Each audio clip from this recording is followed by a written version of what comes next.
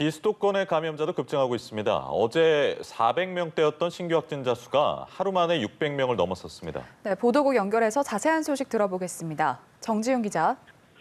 네, 9월 들어 감소세를 보이던 비수도권 확진자 수는 우려했던 대로 추석 연휴 이후 급증하는 양상입니다.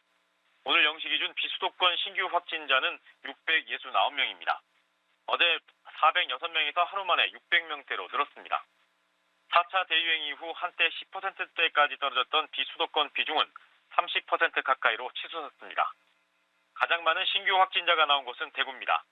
서구와 달성군 유흥시설 관련 집단 감염과 사우나 집단 감염이 발생한 대구는 128명의 신규 확진자가 발생했습니다. 집단 감염이 발생한 서구와 달성군 유흥시설 두 곳은 외국인 전용 시설로 오늘 신규 확진자 55명이 확인되는 등 지금까지 77명이 감염됐는데 모두 외국인이었습니다. 방역당국은 밀집, 밀접, 밀폐 등 산밀 환경으로 대규모 전파가 이뤄진 것으로 보고 있습니다.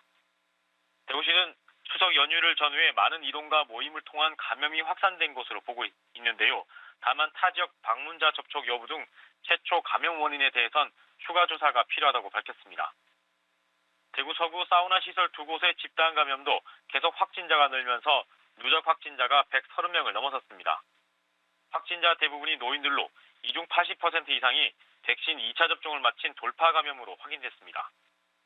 대구시는 질병청과 이번 집단 돌파 감염 사례에 대해 논의할 예정입니다. 네, 이 밖에 충청과 호남 지역 등에서도 확진자가 늘어났는데요. 비수도권 다른 지역 상황은 어떻습니까? 네, 추석 연휴 이후 코로나19 진단검사 인원이 크게 늘면서 확진자 수도 급증하고 있습니다. 충남이 75명, 대전 71명, 전북 62명, 충북 60명 등 4개 지역에서 60명대 신규 확진자를 기록했는데요. 대전의 경우 유치원과 학원 등 주요 집단 감염 사례에서 확진자가 계속 발생하고 있습니다. 하지만 추석 연휴 이후에는 감염 경로를 알 수 없는 확진자도 계속해서 늘고 있습니다. 검사 건수가 늘면서 역학조사에 어려움이 있기 때문인데요. 어제 하루 대전의 진단검사 건수는 9,716건으로 9월 들어 가장 많은 숫자를 기록했습니다. 다른 지역도 비슷한 상황인데요. 전북과 충남, 충북 지역은 가족과 지인 등 감염자 접촉을 통한 산발적인 연쇄 감염이 계속되고 있습니다. 지금까지 보도국에서 전해드렸습니다.